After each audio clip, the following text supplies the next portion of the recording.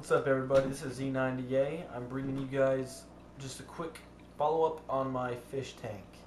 I'm actually really only doing this because I have nothing else to do.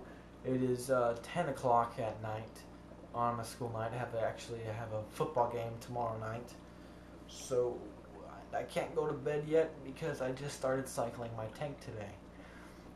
Basically, what I've done, and I went to Walgreens. I tried Kroger first; they didn't have it, so I went across the street to Walgreens and got clear ammonia. The ingredients you are wanting to look for, you can't just pick up this. You have to look for the ingredients. It says here, ingredients: ammonium hydroxide contains no phosphorus. So the only thing in here is ammonium hydroxide. That's basically the purest ammonium you can get, considering it's just ammonium hydroxide. It's just ammonia mixed with that was soluble into water, so just mixed into water basically. You can't buy straight ammonia from stores most of the time because it's just very dangerous, so that's what they give you. I just got a big one. I had small ones, but I got a big one because I figured I'm going to be getting a quarantine tank soon, and might get old of this gravel I have here. I might want to try sand for the first time because it's my first tank, and I'd have to recycle my tank pretty much, or just use the same filter. I'd probably do that, but I'd probably decide to filter it anyways to be safe because, you know, I don't want to kill my fish. So I'm going to give you guys a quick demonstration. I'm not really going to do it, but this is what I did. Is I grabbed this, got this from the store also. It's a little droplet. I took the cap off, stuck it in, pulled up some, and basically, let me show you guys this. I just lifted up my tank top here, and I put this like that, and dropped it in. Now, I did, since I have a 20-gallon, just try to get this out right here. Since I had a 20-gallon tank, I did about 2 drops per gallon, so I used 40 drops into my tank. So that I thought should be enough, but I did a quick ammonia strip test 20 minutes later, and it came out to be about a 0.5. Now, if you guys can see these colors, I don't know if you can, but there we go. They're pretty close to similar, from 0, 0.5, and 1, but it's pretty much a 0.5. And every time I get it, it looks like 0 or 0.5, because the 0 and the 0.5 look so much alike. So what I did is I took one of these, and I dipped it straight into the ammonia. Now, I'm going to show you guys how this turned out. When I pulled it out and tested it, the second I pulled it out, it was this. A bright blue purple. So I automatically knew that these strips are not a bad batch. They are actually working. So I had about a 0.5. Now for cycling your tank, you normally want about a 1 to 2. Mine doesn't show a 2, it goes straight to 3. If you have a 3 to 4, I've read that this can be pretty high, and you definitely don't want to go higher than this. So you want to let that kill out. You can do a partial water change to lower it down to about 2. But I'm wanting to get it about 1 or 2, so I went ahead and put about 1 drop per gallon in also. So a total of 3 drops per gallon. And I'm doing this video waiting to test some more. Basically, here's my tank, guys. I have a Java Fern right here. Another Java Fern right here. They might be in a little bit tough shape. They haven't been getting much food because I don't have fish in here. Just started using ammonia today, so hopefully that is somewhat like a source to them. Bacteria's growing and stuff. So I have Anubis and Anubis, and this plant, guys, if you watch my video and you can tell me what type of plant this is, because I have no freaking clue. It came with this piece of bogwood at the store. Like, they submerged the bogwood already, and this plant attached it to itself, so they just gave it to me for the same price. I thought it was pretty cool. I don't know what type it is. I kind of like it though. Looks sort of like a ferny kind of plant, but it's pretty tight looking. Here, my basic setup is I have some black gravel down here, about small to medium. I don't have anything under it. Didn't want to use a crate because I've read that it's kind of annoying. So I just put it on top of my glass. I didn't figure with a small little tank, I'm not going to be putting too much heavy stuff in there, dropping it. So I wouldn't be breaking the glass underneath anyways. So I have another piece of driftwood right here. I'm putting Bolivian rams in here, hopefully getting a breeding pair. This rock and this rock, my dad brought me back from Alaska. He went up to Alaska on a cruise, and when they got off, he brought me back this little rock here in the front of the tank, and this little rock here in the corner front tank. So, but every other rock you see in here, I got from a local creek by my house. I boiled them for about, actually I brought them straight home, scrubbed them with a toothbrush, dirt clean, put them into the bucket, boiled them for 3.5 hours, took them back out, scrubbed them with a different toothbrush, and basically they're pretty nice and clean now. So I figured they'd be great to use.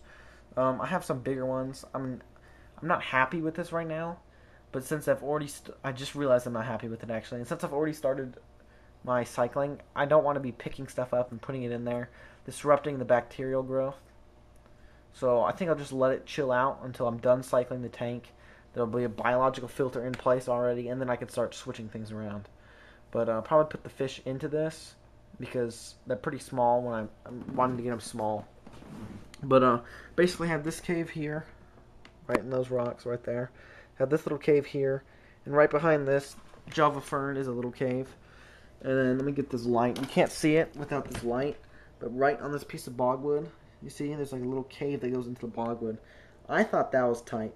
They're gonna really have to compete for whoever gets that territory because that's badass. And as far as places I want them to spawn at would be here and here on these Alaskan rocks. I thought that'd be pretty cool. My dad bringing them to me and me showing them that the fish obviously enjoy them. But this won't get much cover. This Java fern maybe a little bit. If this plant survives, I don't know what it is. Let me get back. Y'all let me know what that is. Might show a little bit of coverage over here.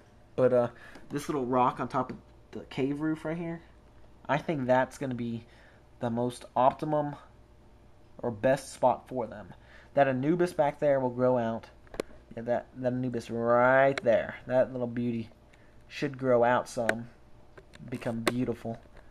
It should grow out a little bit over this rock. That Anubis may get a leaf or two over the rock. This Java fern's getting pretty close to the rock already, so maybe that will grow out over the rock as well. Sorry for my poor camera handling, guys. I am no expert at this camera. It's just one of these little teeny cameras with this. Yeah, it's just a camera I got a couple years back. My temperature is currently was set at 74. I've turned my heater up. Got it about 76, 80. For some reason, it doesn't really show up unless I press the light on it. I'm thinking about getting a normal thermometer because this one's pretty crappy. But basically the ones with color there, the 76, 78, and 80 are about where the tank's at. So it's about perfectly 78, 79. I got it about, wanted to get it about 80 because about 80 is how bacteria is going to start growing pretty well. So yeah, this is just past time. As you can see, it's now 10:09. Easy way to pass time. I'm about to test for my ammonia again and see where it's at. So here we go. I'll go ahead and do this on video. So y'all out there, this is my first tank. Any helpful hints? If you are familiar with Bolivian rams, tell me, is this enough cover for just 2 Bolivian rams in a 20-gallon tank? What type of plant this is?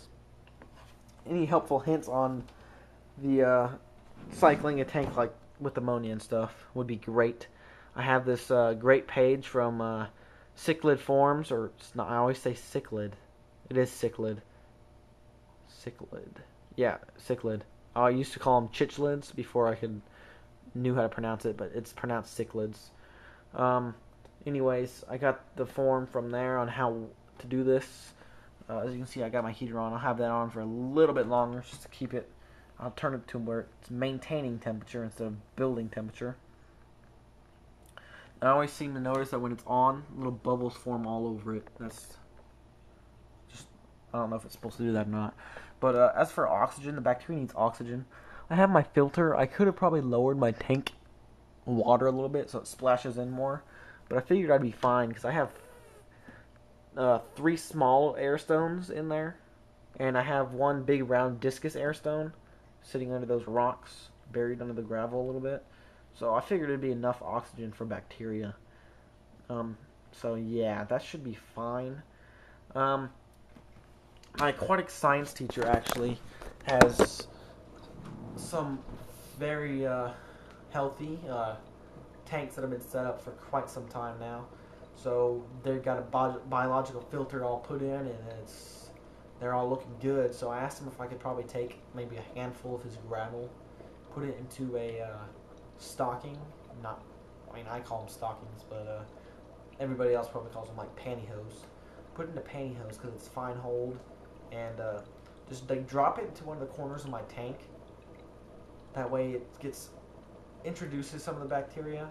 I mean, it could cause spikes at first, but then it's going to finally probably wholly level out while I'm doing my ammonia testing. So maybe that'll speed up the process a little bit. If you guys got any information, try to tell me what this little plant is that was there. I'd love to know what that is so I can do some research on it and see if it's healthy and how it's looking. Let me know on how my other plants are looking. I think my Nubis are doing great. My Java ferns, when I got them, they were just in like little round packages that you get. You have to cut them open, tear the tape, and pull them out of this gel stuff. Yeah, they had a lot of brown leaves. I picked them off. None are really growing back yet that I can tell right as of right now. But you never know with these guys, I guess. I'm not really new to planted tanks. This is my first tank ever, and it just happens to be planted. So, let me know how you think those Java ferns looked. They got a couple brown spots, but I don't think I have to tear the leaves off for those teeny little brown spots.